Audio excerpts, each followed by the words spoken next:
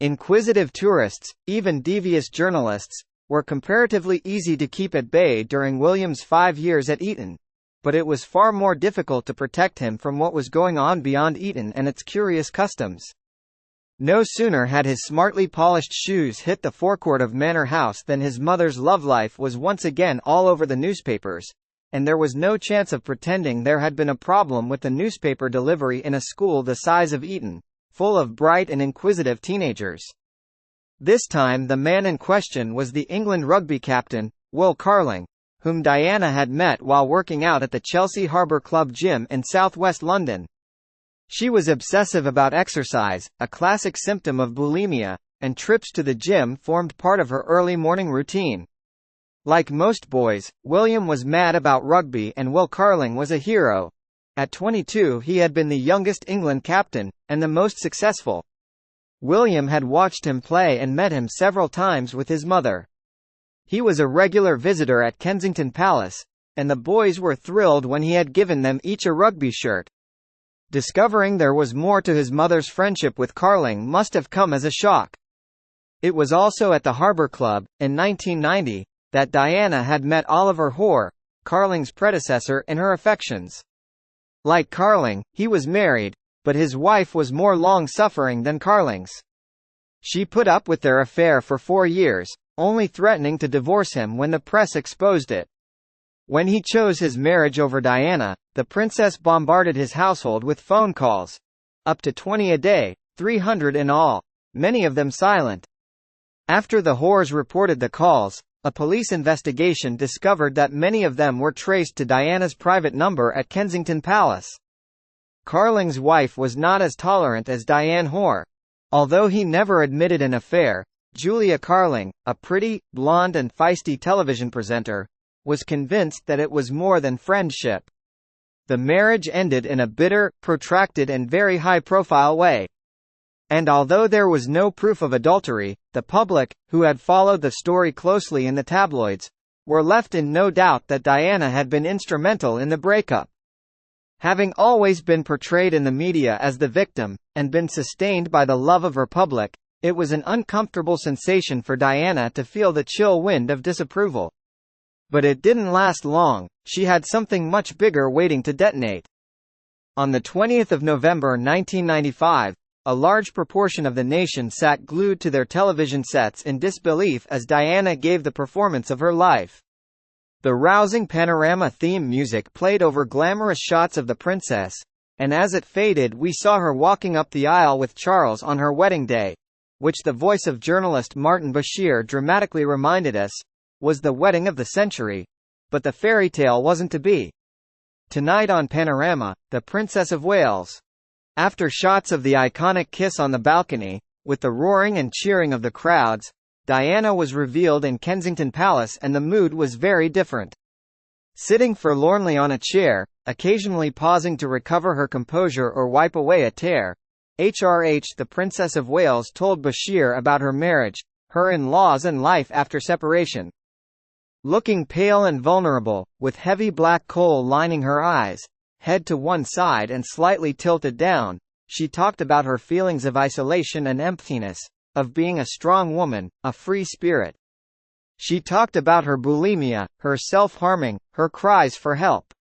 She talked about the prince's friends who waged a war in the media against her, indicating that she was unstable, sick and should be put in a home.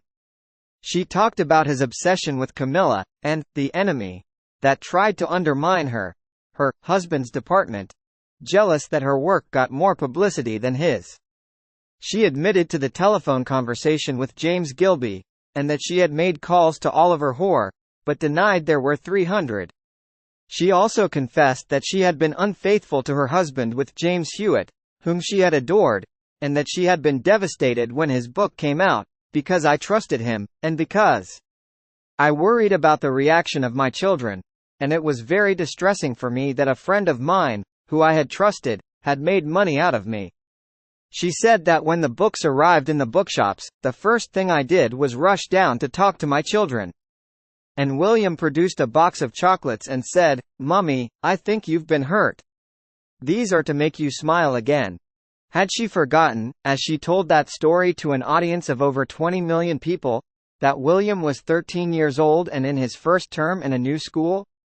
The most memorable moment of the broadcast was her simple description of what had destroyed her marriage. "There were 3 of us in this marriage," she said, "so it was a bit crowded." The most damaging remarks, however, were reserved for her husband, though couched in velvet. She had been devastated, she said, when she heard on the news that he had disclosed his adultery to Jonathan Dimbleby, but she had admired his honesty, which for someone in his position was quite something. When asked whether the Prince of Wales would ever be king or would wish to be, she said, "Being Prince of Wales produces more freedom now, and being king would be a little bit more suffocating. And because I know the character, I would think that the top job, as I call it, would bring enormous limitations to him, and I don't know whether he could adapt to that."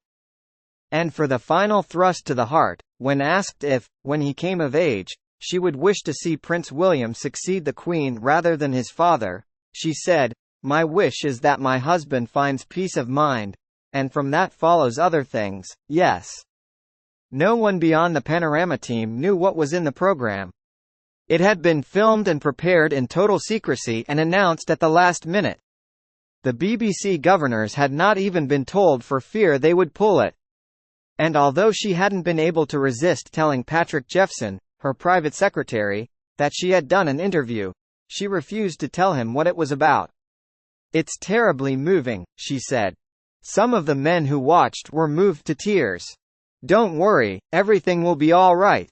But when the opening credits rolled at 9:30 p.m., Jephson was not alone in knowing it wouldn't be all right. He resigned as a result of the interview, and so did her press officer, Jeff Crawford. Everyone else, friends, courtiers, family, were left speechless. It had been pure, brilliant theater, as those who knew her recognized. She had again made their private war public and chosen to punish Charles in the most damaging way possible. But the prince wasn't the only one who was damaged. Did she not think about how her boys would feel when they saw the film, or what taunting schoolmates might say? She had struck right at the heart of the monarchy, which was not just about the Queen and the Prince of Wales.